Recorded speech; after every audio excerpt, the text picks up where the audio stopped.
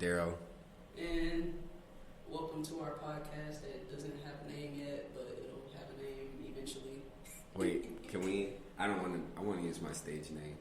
Okay, what's your stage name? Shabazz. Okay, Shabazz is you want us to call you there? You just Yeah, like I want to introduce myself as Shabazz. Like I'm realizing I don't want my name to be out there. Alright. Okay. Alright, well. Alright, Shabazz, this is what we're gonna call you from here going forward. Yeah, I use Shabazz on everything, even my Facebook and Instagram. I'm gonna stick with Taylor. I don't have a cool nickname or anything. Okay. So I'm gonna stick with my regular name. But yeah, we're here to talk about stuff that people might care about. They might not. I don't care whether they do or they don't, but I'm gonna talk about it. So Yeah. So what you want to start off with today, Shabazz? Man, let's see. I mean, honestly, we could go ahead and start off with Kanye. Oh my gosh. You know what? Yeah, let's start with Kanye. Kanye, because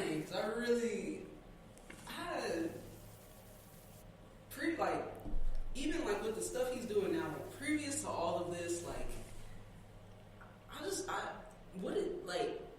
don't see the point. I fail to see the point in like what he's doing, because a lot of people are trying to say like he wants Kim back, trying to go after Pete Davidson. Some people were saying he was just doing his promo for his new doc that's on Netflix. Like, I don't know. Some people saying he got mental health issues. I honestly don't even know what to think at all about it. This is my whole thing for me. I just feel like ever since Kanye publicly came out as a Trump supporter, I feel like no matter what he does now, people are gonna try to spin it as like he's crazy. Like a lot of the stuff that Kanye is doing is like really normal, but because it's Kanye and because he publicly came out as a Trump supporter, I feel like they're always gonna spin a story negative. Like for instance, he is confessing his love publicly, I guess, for the mother of his kids, which I don't feel like that's weird or a mental health issue. I feel like they have that bond. I mean, they got kids together. They have actual kids together. I agree with you. That's not. I mean, like this is stuff that we see like regular people do all the time. You know what I'm saying? But because so you're right. I agree with you in that sense. As far as like the whole him confessing his love for Kim thing, I just feel like a part of me is like, why do we need to see that? Like, even if you are trying to like communicate with her, like even a couple weeks ago when he said like he couldn't like find where they was at or stuff, I just feel like some of this stuff doesn't have to be public. Like we don't have to know that. Like I'm not saying like like we said, people do go through it like on a regular basis, but like why do we have to know about it? See the thing, he even said that because he's already came out, he put out a statement where he was saying that he wants to control his own narrative now. Like, if he was to stay quiet about everything, the only thing that we would see is the stories that the news spin. So we would only see, like, what the media says about Kanye instead of him actually getting it from the horse's mouth, basically. Like, Kanye, instead of, like, waiting for, like, the media to say one thing or kind of, like, control, like, how we perceive anything that's going on with him, it's like he's trying to be more active into tearing that down and be like, no, I'm going to control my own narrative and I'm going to tell y'all how I'm really feeling and thinking. That way y'all can really see, like, my motives for my actions instead of letting the media put it out there for you to kind of, like, dissect. I get that, but even on, like, that part of it, okay. But if we're talking like the stuff that he's been most vocal about the past couple of weeks, specifically talking about, the kids, Kim and Pete Davidson, like, that's kind of like nuts to me because, like, especially if this is like a ploy for him to try to get her back. Because if she is with Pete, like, if she's with Pete, she's moved on. So you're doing this for what now? Like, she is with him, she not wanting to deal with you outside of your children. What is this for now? Like, you keep saying, "Oh, I want you back. I want you back. I want you." Well, so I mean, what is it for? That's what I'm saying. I'm just not understanding what it's all for, because I'm all for wanting to control your own narrative. You know, celebrities. In a way, I know it's weird to say like you feel for celebrities because you know they're celebrities, but in a way, I do feel for them because a lot of times they don't have control over their own story. You know, the media is gonna paint you one way, either you're a good person or a bad person, and unfortunately, in this world, in this society, it's all up to the court of public opinion. Yeah. People gonna love you or hate you, so I'm with that. But as far as like the whole Kim and Pete situation go, it's just like now it's like okay, like.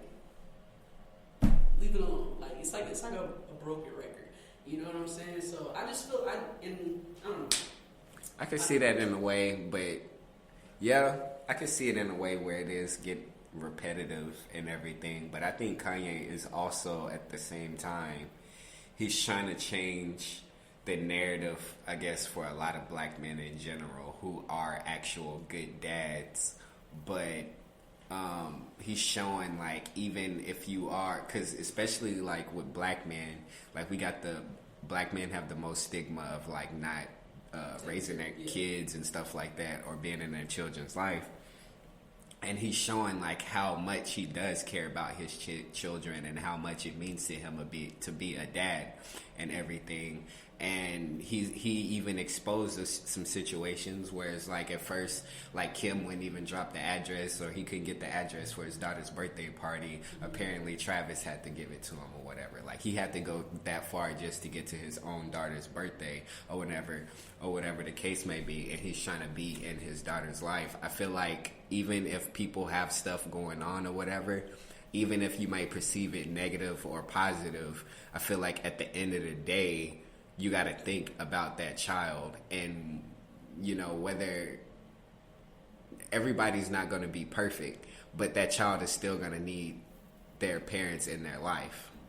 And so I feel like he was kind of like, maybe it seemed like, you know, it come off crazy and everything, but I feel like in the grand scheme of things, he's just trying to expose a lot of situations that a lot of black men go through on a daily basis. I can agree with that. I do want to ask, do you think, because I know the whole conversation about mental health always comes into play when it comes to Kanye. Right. Because we never know. We don't know him personally. Right. Or anything like that. Do you think that any of this, you know, any of like all the social media outbursts and stuff like that, do you think that any of it has anything to do with his mental health, or is it all trying to control his narrative? I feel like part of it is his, I feel like mostly it's him like trying to control his narrative and him being free. I think that putting mental health on him is messed up. You know what I'm saying? To be, especially in this situation, making this, because just a few years ago, it was Pete Davidson on Twitter. And he was talking about how he was all going through different things and wanting to commit suicide. It was that whole situation when Ariana Grande and everybody was on Twitter, and he wanted to commit suicide and everything. So it's like, who really had the mental health history? For me, I just feel like it's just mostly Kanye trying to control his own narrative. But also, I would say if anything, with Kanye losing his mom, I'd say after a lot of stuff he didn't make sense to me. But then after I lost my mom, in a weird way, it's kind of like I understood Kanye. Like I understood like why he does a lot of the things that he does and says what he says, and is a lot more free. Because it's like, I don't know if people realize, but for a lot of, especially in like the black community and stuff, like your mom is like when you don't have, your dad could be in your life, but if your parents are separated, you're probably more likely to be staying with your mom, so you're around your mom even more. So like it's just like that bond with your mom is probably gonna grow a little more than it is with your dad probably. But it's like, I don't know, it's just kind of like, I kind of understand like where he is in life, because it's like once you lose your mom, it kind of like take the steam away from like this self-image. You know what I mean? It's like when you have your mom, it's like it's like you care a little bit more about like how you're seen publicly and everything, because it's you see yourself as kind of like a representation of your mind, right? But it's like once you lose your mom, it's kind of like, it's not really like a mental health thing. It's more like there's nothing else that I could lose that would be worse than that. So it's kind of like you get to this point where you just don't really, like, you already lost the opinion that you cared the most about. So everybody else's opinion is not gonna stack up even close to the opinion of your mom. So it's like, you know what I mean? So I understand, like, in the regards of like how extreme he could be sometimes, because I understand just not caring how people think about you, Phil. And this is like random but kind of related, when he said George Bush didn't care about black people, was that before or after his mom died? Do you know? I want to say, oh man, I feel like that happened before. I feel like Kanye has always been outspoken. I will give him that. Because I want to. And obviously, social media wasn't as big back in the early 2000s. So who knows if he would have been doing this back then? We didn't have the technology for it. But he has always been outspoken. I will say that. So yeah, a part of me isn't surprised at all of this. But when you wake up every day on social media, he's just going off about something. Yeah. And at a point, it just, I don't know. It looks crazy. But I do see what you're saying. I've never, lost a parent before. Yeah. So I can't really see it from that lens. So I will say that it's a perspective that I don't know about, but. Yeah, but also to piggyback again too, like what you were saying, it's not like we haven't known Kanye to not be this outrageously outspoken person. I think the only difference is now he's saying stuff that probably people in mass disagree with. But him like being like this super, you know what I mean? Like, it's like when everybody was agreeing with him, he was still really extreme and outspoken, but they seen him as normal because they agreed with him. And now that they don't agree with him, they're saying, oh, he must have a mental health issue, which I don't think that's okay, especially when it comes to black men. I think black men should be able to be a lot more free, even if in mass you don't agree or whatever. It's okay to disagree. I don't think everybody has to agree all the time or feel or think the same. I just think that, if you really support somebody or you really care for somebody, then you need to support and care for them still. You know what I mean? Even if you might have some disagreements and everything. Like with family, like you might disagree with family. Right. Or feel a different type of way than they feel, but they still family at the end of the day. So it's like you still, in some regard, gonna rock with them. Yeah, I agree. I agree. Yeah, did you watch the Kanye doc yet? I haven't seen it. No, I'm supposed to see, and that was one of the things I was trying to watch the Kanye doc before I got to this. Before we got to this recording. So I could talk about that too. But, this is just, honestly, it's just going to give me more time. Because when I watch it, I'll be able to do more breakdowns. And we could do a part 2 to is Kanye West. Is it antics or is it mental health? Or is he really just the same person who's just thinking on some level that people can't grasp yet? Because maybe they haven't gone through similar experiences. We shall see. I do need to watch it. I heard it's really good. So yeah, and it's I've seen like, clips. Footage that I guess like he had his people's recording early in his career. Yeah, so that's actually really smart. I'm actually like when you watch a lot of these like docs, you see like people was actually doing that a lot. Like they just had their people like recording around them. Yeah. In a way, it's kind of like they knew that they were going to be, maybe he didn't know he was going to be like, really big, but he knew he was going to end up somewhere to where somebody was going to want to see this footage one day. Yeah. So, that's cool. But we can hop off Kanye because I just feel like there's more to come anyway. So yeah, more to come. Shout out to always gonna have something to talk about when it comes to Kanye. So shout out Ye, shout out good music, shout out Push.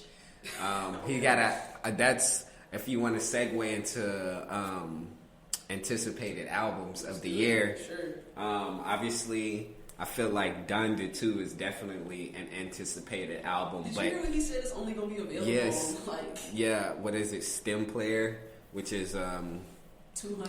Yeah, it's like $230, which I just talked to some friends about it. See, this is my thing. I feel like, you know, when it comes to like everybody else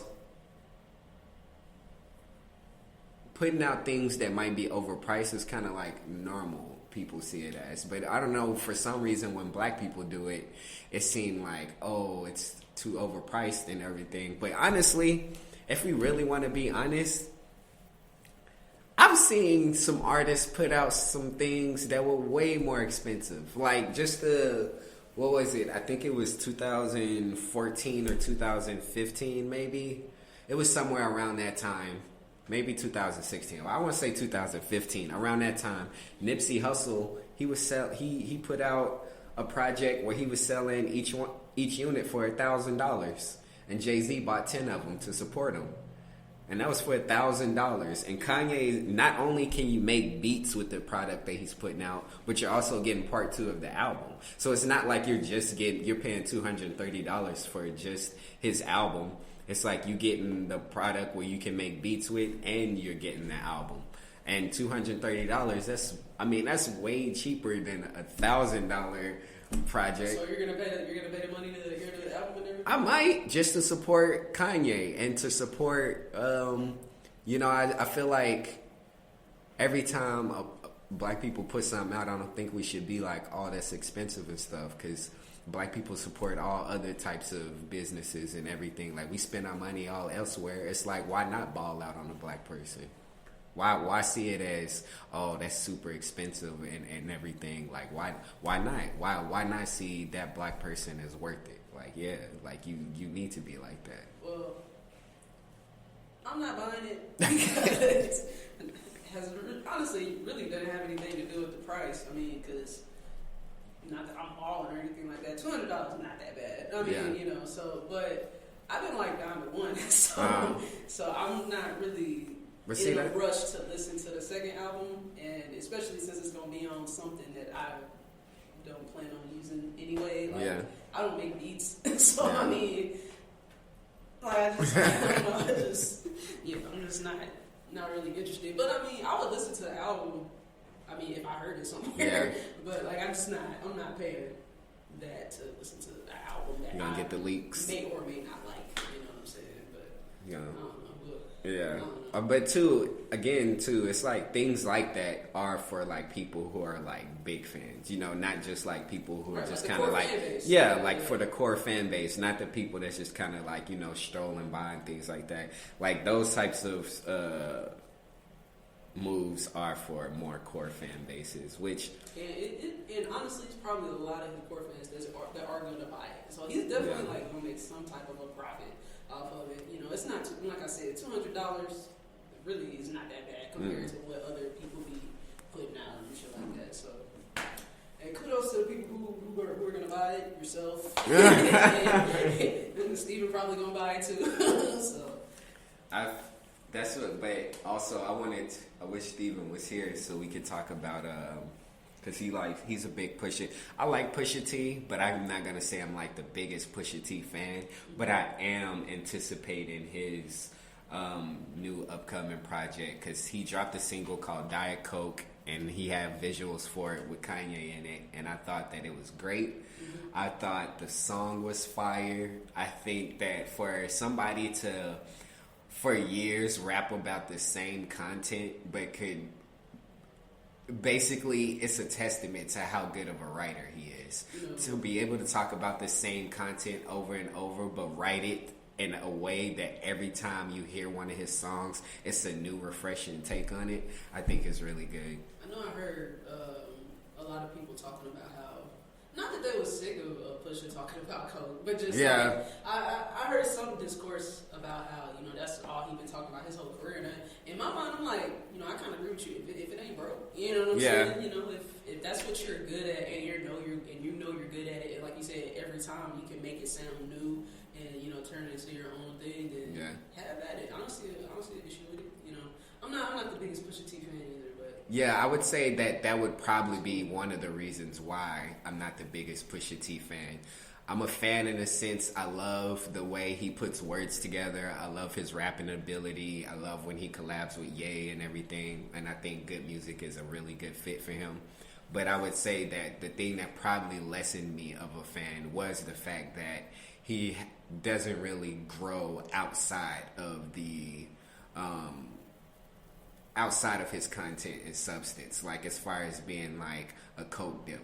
You know what I mean? Like what I want to know more about life. I want to know, you know what I mean? Like your growth, like, just adding some more. I'm hoping in this project that we get a little more of who Pusha T is as a person and not him as a drug dealer. You know what I mean? Like talk about some more business moves and just like life, just like how life has been, how marriage is going, things like that. Like I haven't heard any stories about him having a kid. I just said father. I just assumed he had a kid. I don't want to put kids on nobody who don't want them. So I mean, I guess he does. He has a kid. So fatherhood. Nigel. So, actually, shout out to Push. I had no idea. Like, dang, Push, are you hiding your kid too? No, I'm just playing. I'm just playing. No, but shout out Push and on being a dad and everything. And I mean, honestly, if he didn't have a kid, I was gonna say technically he is a dad just because of that whole Adonis Drake situation. I just I know you was gonna go there. Hey, but who knows? Push probably made that happen though. Like, not even joking around. Like, he probably did help Drake in a way heal some of his things that he had going on with his parents, to where he felt a lot more comfortable in a weird way taking care of his kid or accepting his kid or whatever, or at least at the very fact accepting the way that he had a kid by a woman that's not really deemed to be wholesome, I guess, in a way because of her past, or just in general him not wanting. Because I think in one of his songs he said they only linked up twice and end up having a kid. So in rap culture, like, he ain't the first rapper to have a baby with a woman who isn't deemed wholesome. So I don't. And granted, people have different things, but I mean, I just don't see how he could be maybe worried about that. That's the culture that you're in. I mean, ain't I don't know. People was more concerned about him just like having the kid itself as they were the mother. I feel like everything was probably amped just because it's Drake. True. Like it probably mattered more whether like the type of chick that he got pregnant because he's Drake. True. Like how he had just been like the average rapper, then people would probably say, oh yeah, that's just the lifestyle or whatever. But this is, you know what I mean? Like, it's Drake. You know what I'm saying? Like, it's Drake, so it's going to be blown up to higher proportions and everything. So, I feel that. Let's see, who else? What other projects? I thought that, because, the Super Bowl was this past Sunday, and I thought the halftime show was actually pretty good. But speaking of it, I thought Kendrick would maybe announce a project after that performance. Yeah, Kendrick that was wow. Man. Kendrick has been off the scene for a minute. You know what it was? I think I seen an article saying that he was supposed to be playing some new music or unreleased music at some event in like June or July. Hold on, Kendrick. I don't know.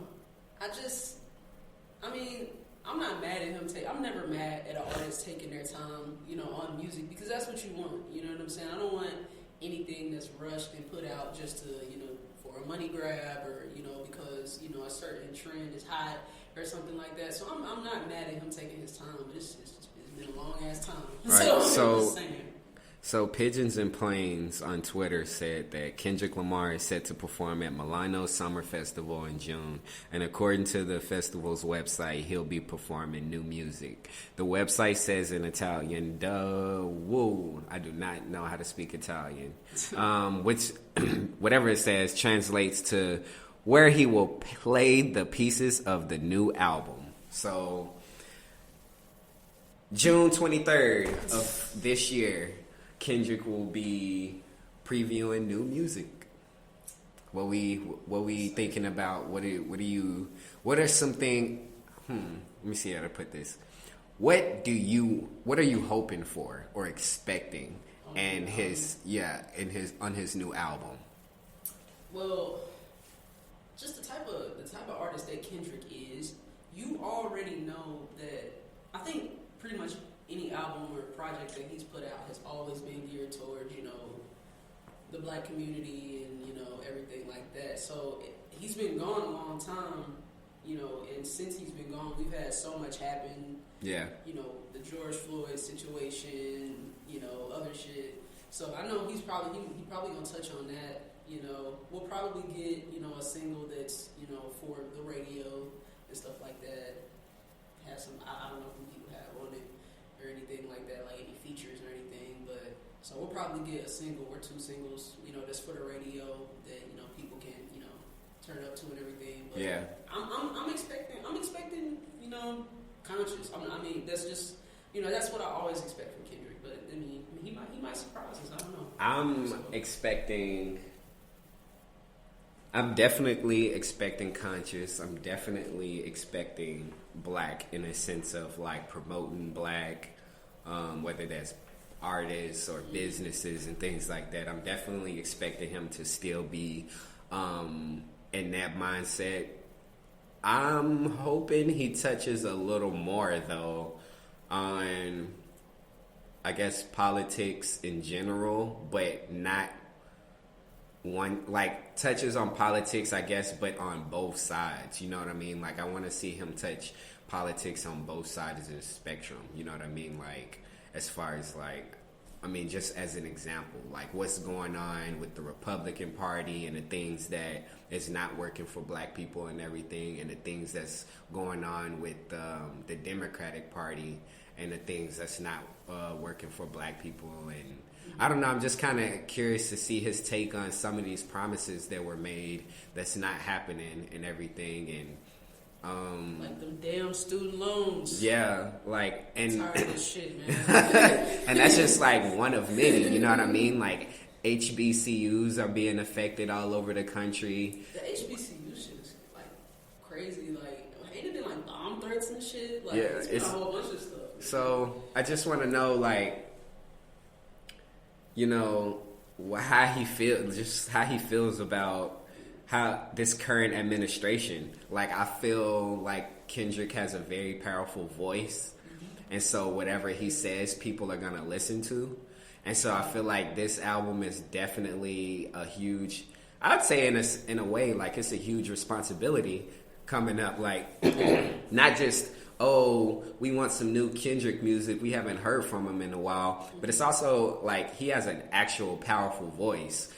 So it's also going to be a huge responsibility to be able to touch on a lot of subjects. I'm expecting him to also challenge the minds of black people in different ways. So I'm hoping for some real substance and content on this new Kendrick album. I feel like that's kind of where, obviously the big three in hip hop are Drake, Kendrick, and J. Cole, and they kind of have their own lanes in a way. But this is like, when it comes to like politics and things like that, and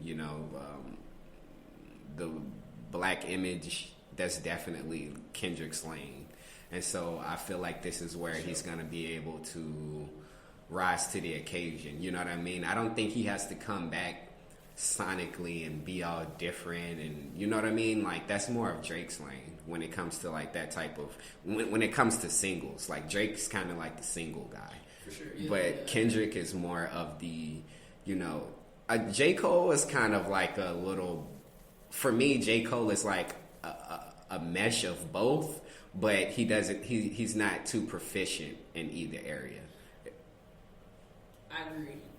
One thing I like that you said, that Kendrick has a powerful voice and everything like that, because I feel like when you think about conscious rap, which there are tons of conscious rappers, some that are super popular, some that aren't. Yeah. But when you think of the most popular, you think of Kendrick and Cole.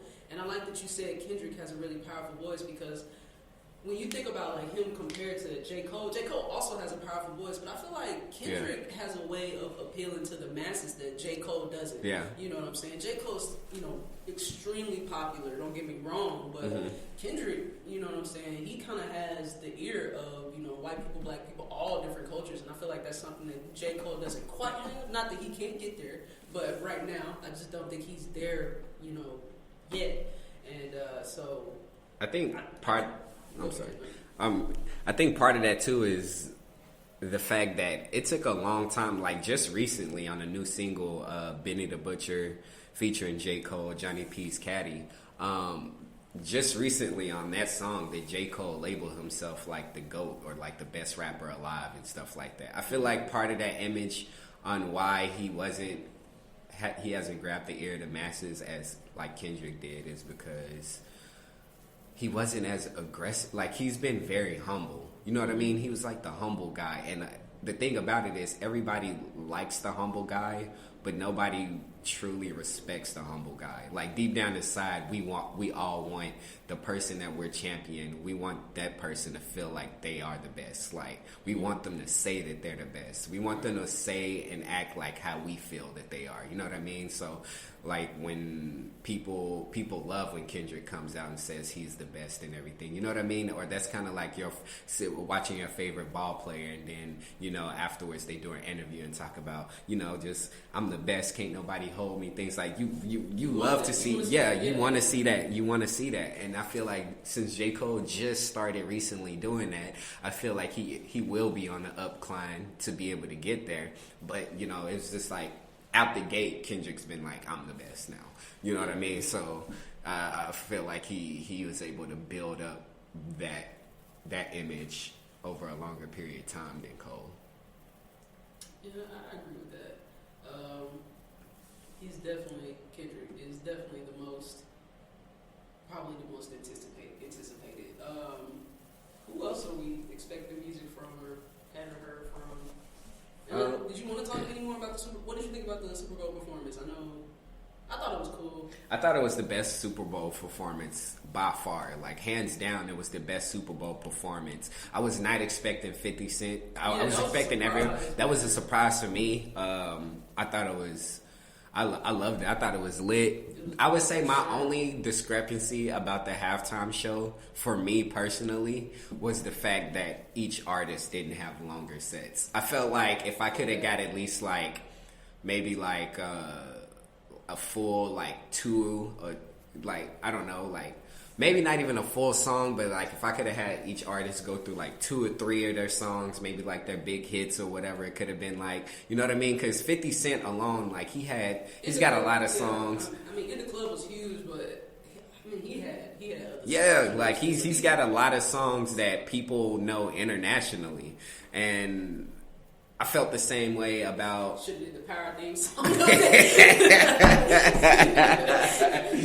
They say this is a big rich. I'm like, hey, hold on. But I would say too. I feel like Kendrick should have had. I like the visual that his performance had, but I just felt like, I don't know. It's like, man, I just felt like it just didn't do him justice. It's as far as Kendrick's performance, I liked it, but I felt like it was weird for me to see pretty much everybody outshine Kendrick. And that's in my opinion, I felt like he got outshined. I felt like his visuals for his part was really good, and with all the I guess actors that he had on there, and how they were all had matching aesthetics and everything. I liked all of that, but I don't know, for some reason it just felt like everybody else just had like a different type of glow. I felt maybe it could be due to the fact that now all of them are obviously playing old music, but it's pretty much everybody but Kendrick is retired. You know what I mean? So nobody expects Snoop and Dre and 50 to come out with some new heat. You know what I mean? They don't have projects that we're just anticipating. You know what I mean? They're legacy acts. And same with Mary, but I think Mary might have some new. Mary just dropped the album. I just want to say, I hate to interrupt you. No, please pop it. I Yeah, absolutely, go. positively love Mary J. Blige. Anybody who knows me knows it's the fucking. Well, let me stop cussing. I got family listening. But anyways, the queen of hip hop soul. I will say though, I'm a tad bit disappointed. Not in her performance. I think she did great, but No More Drama, Mary, is not a Super Bowl song. Like, I was fine with Family Affair. I knew you was gonna do Family Affair. That's cool. And I like No More Drama. Just at the Super Bowl, like, you could have did Real Love. Like, you could have did Reminisce. You could have did so many other hits, you know. But look, she did great. I just wanted to put that in there. I love Mary J. Blige. I was really excited to see her name on the roster because I feel like when it comes to R&B, and this, I mean, it's not something we're gonna get into today, but I do want to talk about it eventually. I feel like when it comes to R&B, it's a very underappreciated drama. Now, in our just worldwide, in our culture, of course, we celebrate it. We love R&B, but I feel like just, you know, outside of our culture, R&B is not appreciated like it should be. You know, and, I mean, it's changed so much since the 90s. I feel the same. But, you know, we'll get into that another time. I just wanted to give Mary her flowers. I thought she did great, and it was great to have a singer there too. Like, you know, like of course, we love our rappers.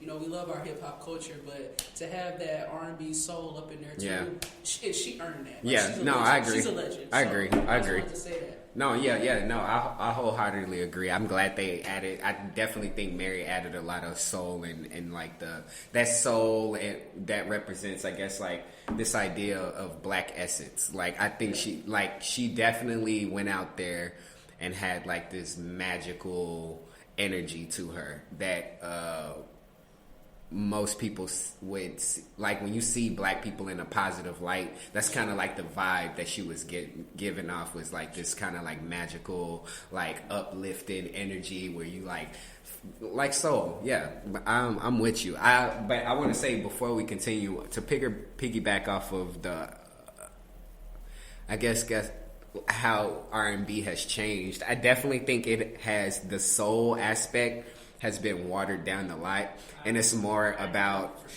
it's the same thing with, I guess, hip hop or rap.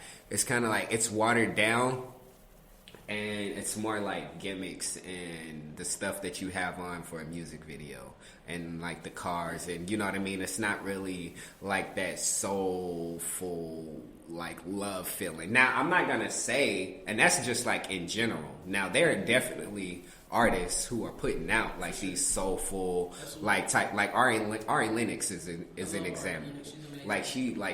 There are artists that are putting out these soulful type R&B projects that you know, somebody who likes 90s R&B would be able to still listen to a Ari Lennox. You know what I mean? So I definitely agree in that aspect. I'm trying to think what else. There was something I was wanting to get to about the Super Bowl performances. I just felt like when you were talking about song choices, I feel like for me, for Eminem, I wanted him to pick because I feel like for every artist, I think what they tried to do was kind of pick like a signature song. Like, when you think of this artist, what do you think about? You know what I'm saying? And I mean, of course, when you think about Eminem, you do think about Lose Yourself. But I mean, he could have went with a different song choice, but I don't know. I don't know. For me personally, his greatest song ever, and this is my own opinion, his greatest song of all time is Stan. And I just felt like Stan. I felt like Stan would have went crazy. Like, there's no way people know the words to Lose Yourself and not know the words to Stan. Like, to me, Lose Yourself and Stan are neck and neck, if not Stan being the one that edges Lose Yourself. It's definitely Lose Yourself is definitely always going to be one of those anthems to like whatever, to like amp you up, to get hype for something, whether you're working out. Yeah. And I understand in that aspect, you know, because this is Super Bowl, everybody's like getting pumped and amped. So I see it in that extent, but it's like just as an opportunity for fans to enjoy, it's like they could have chose a couple different songs. Sin is definitely one of his best songs. I don't know if it's like my favorite, but it's definitely one of his best songs. And this is just my opinion, but I do put Eminem, like when it comes to storytellers in hip hop, you got different type of rappers. Yeah. But when it comes to storytellers in hip hop, Eminem, you know, whatever list you got, top 5, top 10, top 20, whatever number you got going, he's in a top something when it comes to storytellers. And what did you think about him kneeling? What did you think about that? I was definitely wanting to get to that. Oh man, I'm not gonna lie. For me, I just felt like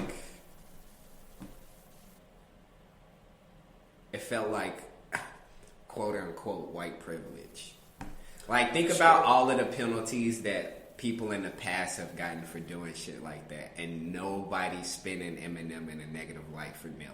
And apparently the NFL told him, no, don't do it before. Yeah. Because he asked, I don't know if he asked them or told them, but either way they knew something about it. And they was like, we don't want you to do that. And he did it anyway. So, definitely agree with you on the white privilege thing. But do you think, even with the whole white privilege thing, do you think that's a reason why he did it? Because a lot of times we have like this, like, the allies are supposed to, take that heat. You know what I'm saying? Like, see, my thing is, I feel like as an ally, like, just be a supporter. I don't feel like the idea of an ally needs to stand up for me or anything. Like, just because, like, nothing about me being black means that I'm weak and I can't defend or stand up for myself. Like there's no, like, me being black is not a handicap, and I hate when people like think like that, because if you look at our history and I just within the past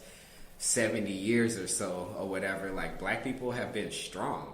You know what I mean? Sure, so and for some reason we went from being strong and having all this willpower and determination to us like feeling like we're less than, or we're weaker, or we need like a white person to use their whiteness to stand up for us or whatever. Like, I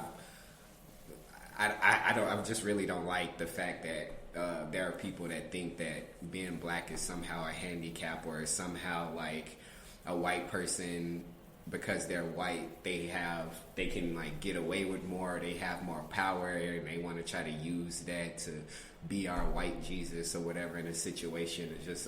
I just don't feel like we need that type of saving. I feel like a lot of the things that's going on, black people can, if they, actually stick through with it, like, they can actually pull themselves out. Like, nothing about being black is weak. I actually feel like it's more of an advantage. But we've been trained to think that it was a disadvantage. But, that's another topic. It's a bit of a heavy one. That's how we ended that. But yeah, I agree with you with the whole. I mean, I'm not mad that he did it. And obviously that was his way of him showing that he's with us. And I don't think anybody has ever questioned if Eminem like has been with black people. Like, we know Eminem is a part of the culture. You know what I'm saying? We've accepted him. We appreciate him. Whether or not you like his music or not, some people may not like it, but I mean, to say that he, doesn't support black people or anything like that, I feel like you're wrong. So I mean, but I mean, yeah, I don't know.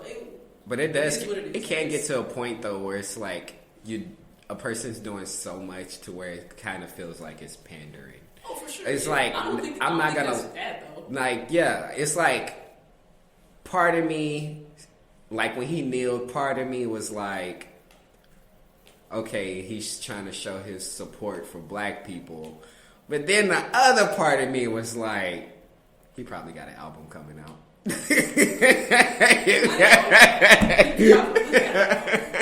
So I'm just, I wouldn't be surprised within the next few months he announces an album. That's all I'm saying. You never know. He might. But I mean, like I said, I don't really have a problem with him doing it. But if he would have been, I would have been fine either way. Yeah. It's not like.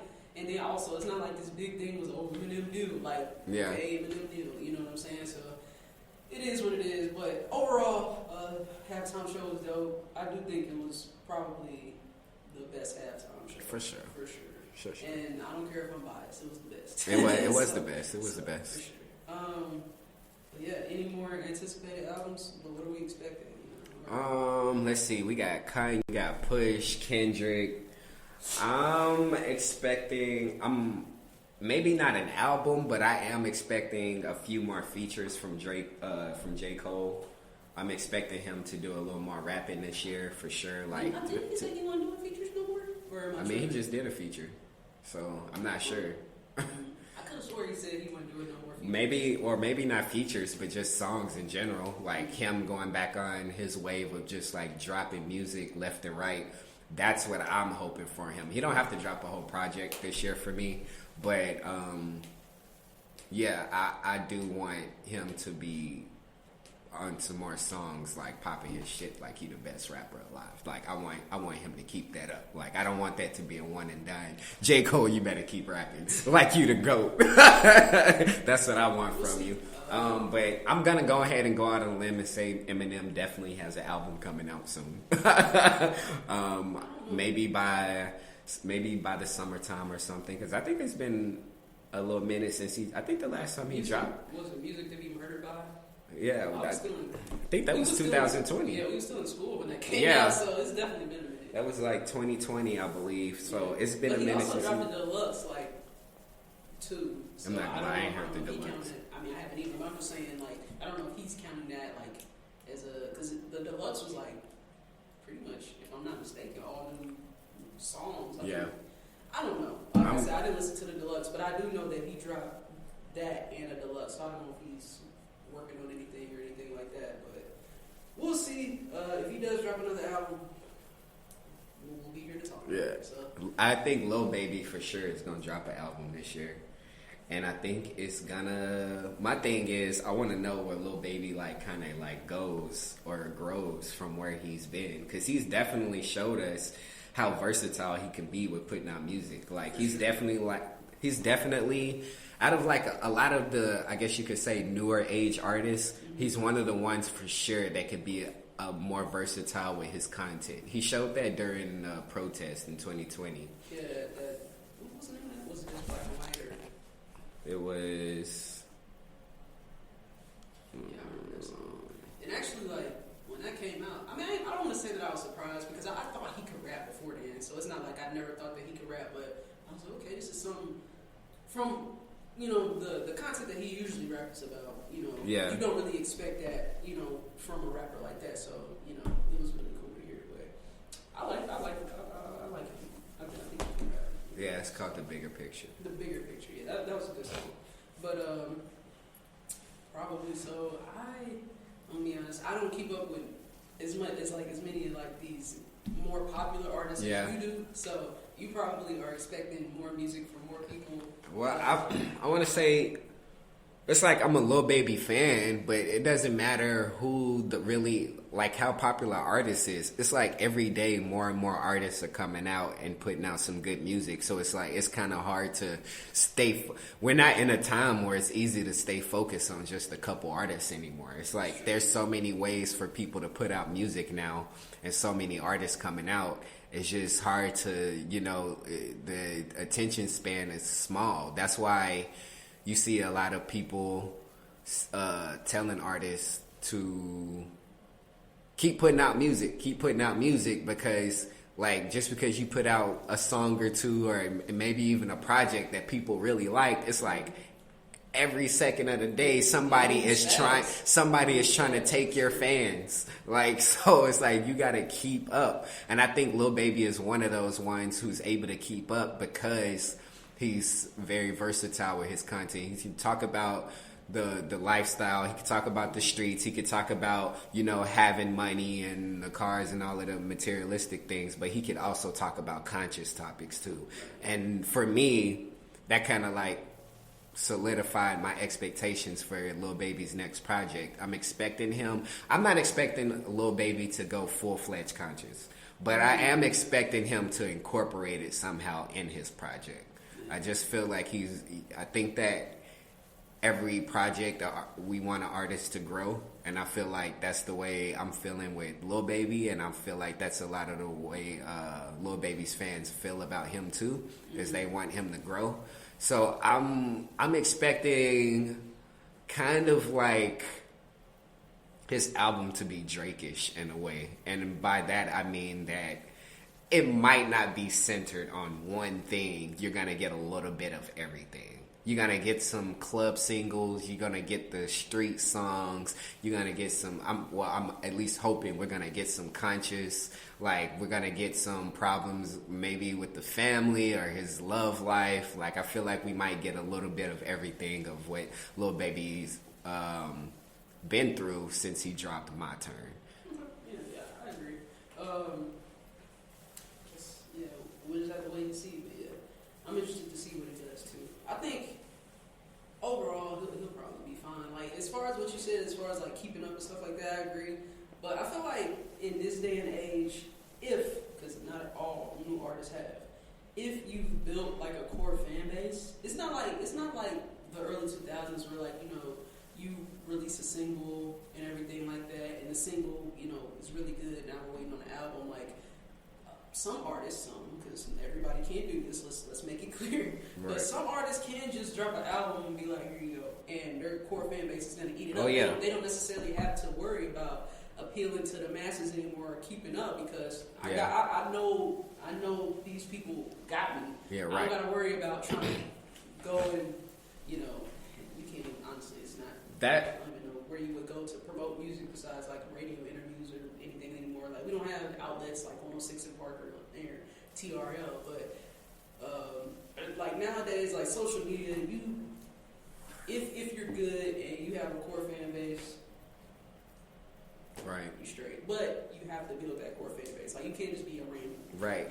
So. And I think that Lil Baby definitely has a core fan base, but I don't think he's reached the point yet to where he could be that lazy with a project. Oh, yeah. I don't think he's at the point where he could just put something out knowing that the people are gonna spin it and he can, sell 100,000 first week. I feel like he's still in a mode where he's really hungry and maybe even at this point just willing to prove to himself that he can grow and do more. So I'm still expecting a hungry Lil Baby, which is, musically just gonna come out amazing, in my opinion. But I'm definitely anticipating new Lil Baby. That's pretty much all I got on that. I don't think I'm anticipating anybody else. Maybe some R&B acts like Kehlani or something like that. But other than that, I don't really have anybody that I'm just like, dang, like I really want a project. Like I don't think so. Mm-hmm. So, anything else on that, or you want to get to Dababy? Oh, Since we're talking about, you're talking about the champion. Oh my god! Here, you can go ahead first, because first of all, this whole situation, not even with the bowling alley shit, but even with Danny Lee, how you pronounce your name? Go ahead. Well, I was just gonna give just a very, very, very brief, description of the history. Mm-hmm. Basically, Danny Lee is Dababy's baby mother, and they had some situation going on to where they were publicly going through it with each other and having problems and everything, and Danny Lee's brother did not like the way that Dababy carried out everything, and he felt the need to stick up for his sister. So with this whole situation, it's like It's weird because as a man and as a brother, I kind of see both sides. You have a sister, don't you? Yeah, I have a sister. So it's like, I see where Danny Lay's brother is coming from, where it's like, you know, people are kind of like clowning him, I guess, for getting jumped or beat up or however you want to look at it. But it's like at the same time, he was doing something admirable. Like, you know what I mean? Like, you gotta stick up for your sister. Like, whether, in a lot of cases, it's whether she's right or wrong. Like, especially when it's your younger sister, it's like, that's what comes with being a big brother. It's getting thrown into that type of fire sometimes. So I feel like in that accord, I definitely see her brother's side of it. But also on the other end, I don't know, man. It's like, you were kind of, you were kind of popping a lot of shit, man. Or you were talking a lot of mess as far as like, talking about you wanting to fade them and stuff like that, which I get. But it's also, too, it's like when you try to go at things like, it's one thing to address the situation as a man. It's another thing to address the situation as a street dude. And when he kind of addressed the situation as a street dude, and so street rules got applied to him. I feel like that's basically how I feel about it in a nutshell. It's like you play those street games, you win street prizes. Is how I feel. So it's like, if he had came at it more as a man and a brother, then I feel like I could kind of see where people were coming more of the angle as, oh, he should have just gave him the one-on-one fade, or, like that types of talk. I probably would have leaned more towards. But since you came out as a street dudes don't really got rules. You know what I mean? So it's kind of like, I got two things. And the second thing, I don't know. I feel like I may be alone in this opinion. But the first thing I'm going to say is, I feel like I agree with you with the whole, he came at it as like a street dude. And I just feel like in certain types of situations, you have to be smart. So what do we know? Let's do this. Like, what do we know? First of all, even just take the baby aspect out of it. Rappers in general, if you know they're in public, you know they're always going to have an entourage rolling 5, 6 deep minimum. Right. Minimum. You know what I'm saying? They can definitely have more. So I feel like that's number one. I feel like if you're going to do that, that's where you went wrong. You're one dude rolling up on, I don't even know how many people Dababy had with him that night, but we saw it was multiple. So that's, you had to know, you had to know that he was going to have people there. You're going into it alone. It's hard for me to feel sorry for you on that end, because it's like, that's not smart, And I mean, for lack of a better way to say, he got his ass beat. You know what I'm saying? Yeah. And honestly, fighting at the bowling alley on a slippery ass. Yeah. That's dumb within itself for both parties, not just him. But I would say, to be fair though,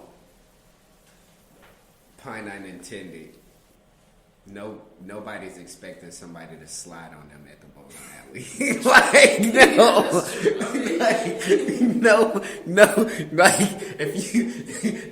Nobody going to the bowling alley thinking that there may be potential smoke. You know what I'm saying? Like, this not, he probably would have been on his P's and Q's had he had been going to the club or something like that. But at the bowling alley, like, his family's there. You know what I'm saying? Like, nobody, they probably caught him completely off guard. Like, bruh, just trying to get some strikes. This guy stomped out. No, that's okay. That's fair. No, but that's like my first thing. My second thing, and this is why I said this might be an unpopular opinion, but I definitely get the whole aspect of, that's your little sister, and, this guy is, you feel like he's disrespected her and stuff like that. My thing is, I kind of feel like there's part of it isn't like, I don't want to say it isn't any of his business because that's family, but, and it might go back to the way he handled it, but right. I could see, and granted, I don't know Dababy and Danny Lee's full relationship. We only know what we see on social media. I don't know what's going on behind closed doors. I'm not accusing anybody of anything. I could see if, Dababy was like, putting his hands on her or something like that, or talking to her, which he was kind of talking to her crazy, but, really crazy, like abusive crazy and everything like that, or they felt like the child was in danger or something like that, then I could understand rolling up on him and being like, yo, what's up? Like, you're not going to do my sister like that. But I just want to say this. Some of these, it's hard. Your sister making bad choices and a baby daddy isn't a reason to, roll up on somebody and be like, yo, what's good? Yeah, I can see that. It's parental drama. Like, this is another thing where I say, and where you said, because people are celebrities, it kind of gets blown out of proportion. Regular people go through this shit too. Yeah. Imagine how many people who have kids together and aren't together argue on a day-to-day basis, over whether it's over the child, whether it's over other stuff because they have unresolved feelings, whatever the case may be. Regular people go through this too, and I feel like it's blown up because it's Dababy and it's Danny Lee and they're celebrities.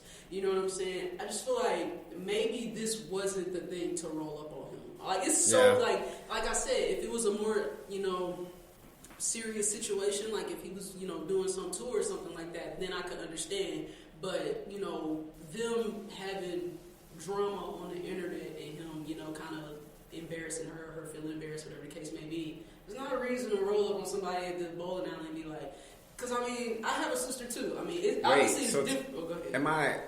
So maybe I got this wrong. So her brother pulled up to the bowling alley? From what I know, was the baby. I thought it was the other way around. No, I thought he came to the bowling alley looking for him. Oh, if he went to the bowling alley, then that changes a lot of things for me. Because that's stupid. You're an idiot if you. Maybe I'm wrong.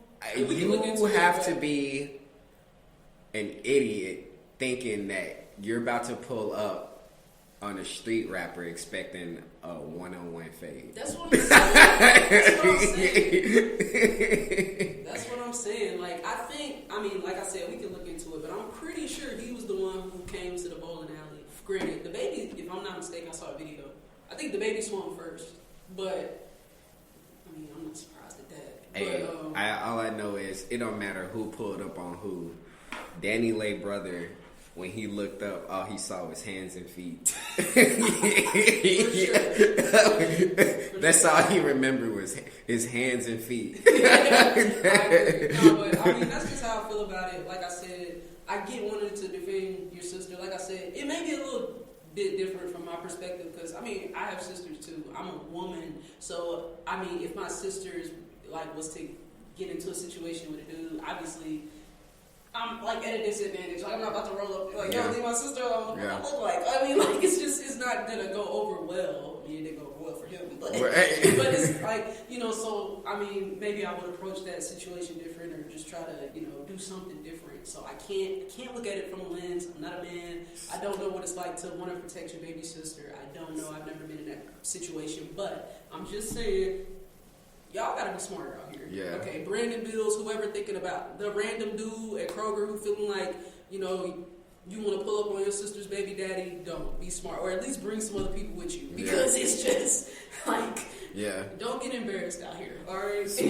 So I guess, so a question for you. So do you think a huge portion of this inner altercation is Danny Lay's fault then?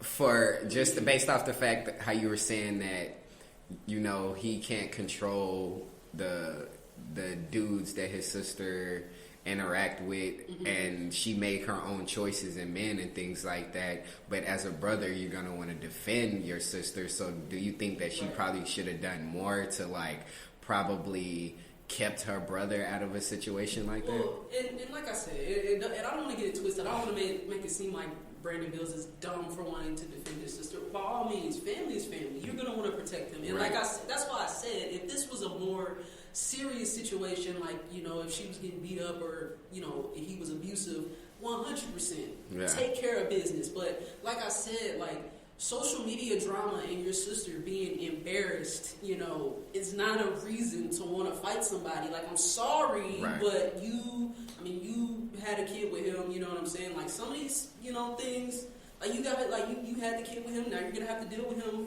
because y'all have a child together, granted, I'm gonna have your back. I'm your brother. You know what I'm saying? But you know, these are situations that you have to deal with. I feel like, you know, I don't want to.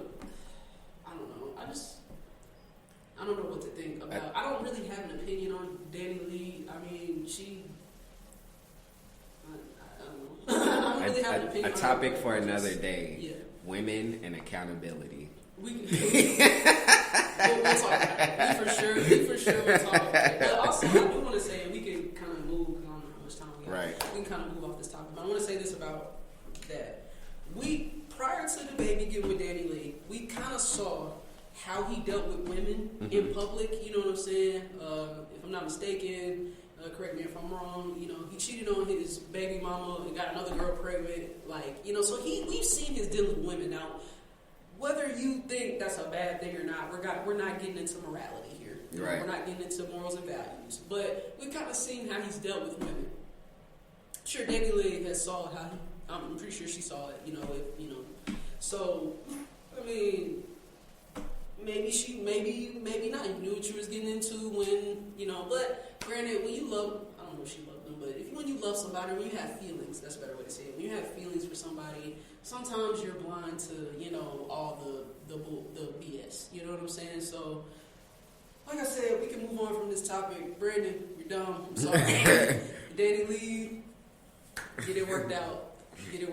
Okay? But, yeah, that's pretty much all I got to say on that situation. And don't be rolling up on rappers who have a 10-deep entourage and thinking that you're going to win a fight because you're not. Or a rapper whose claim to fame is shooting somebody in Walmart and punching a dude out in the mall. That's exactly. So I'm just saying, you know what I'm saying?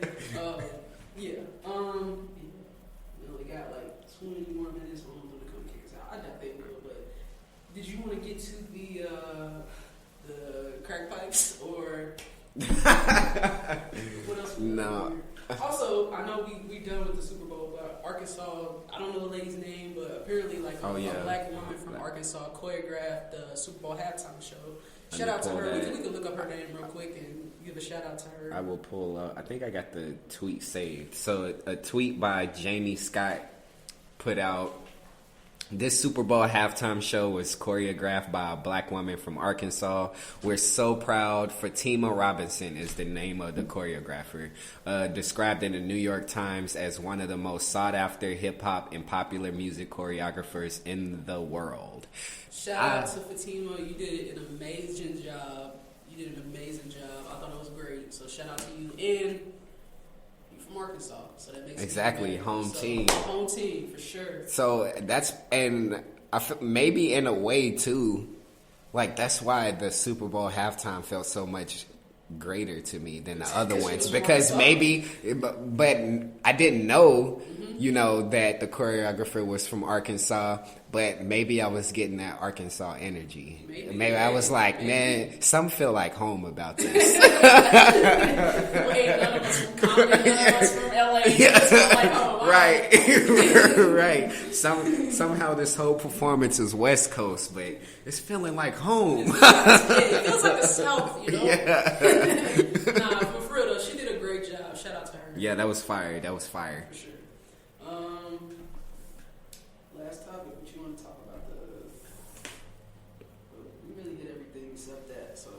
Yeah, we could probably go ahead and wrap it up. That's a couple things that maybe Steven or Keith could chime in on. Also, to whoever is listening, we also have 2 more co-hosts who are not with us today, but they will be with us in the future. Yeah, you just got me and Shabazz. Oh my gosh. You got us today, but they'll be with us soon. But yeah, I mean, that's pretty much all I got on everything. This was a dope first episode. Yeah. You know what I'm saying? For sure. I don't know, like and subscribe. I don't know what people say at the end of this. Like and subscribe, hit the button. I don't know. We don't even have a name for this podcast. The listener. We will though. We will. We will. For yeah. Sure. But yeah, that's pretty much it. We appreciate y'all sticking with us, listening to us. It's like we've been a little bit over an hour, not bad. Yeah. So we appreciate to whoever listened the whole time. We hope y'all can stick with us for the future. So we out. For sure.